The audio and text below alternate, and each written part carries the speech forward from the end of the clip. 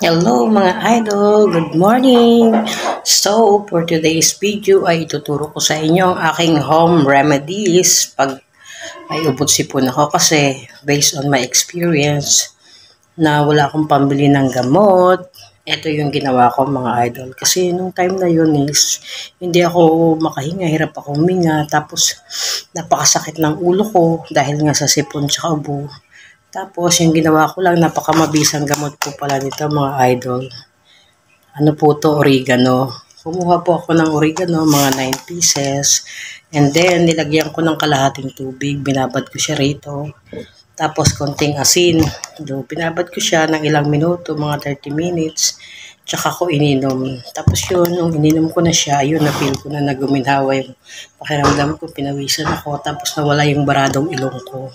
Kasi noong time na yun, ng gabi, hirap akong huminga kasi barado yung ilong ko, sa bibig na lang po ako humihinga.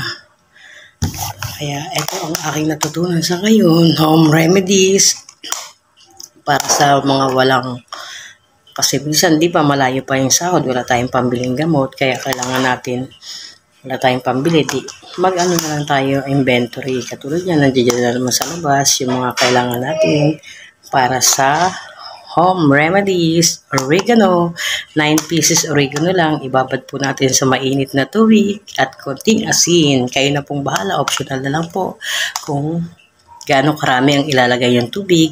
And then, maghapon ko na po yung iniinom. Another day, kukuha na naman ako. Gano'n naman po ang gagawin ko. At yun lamang, konting kaalaman at tips sa mga nanay. Thank you for watching.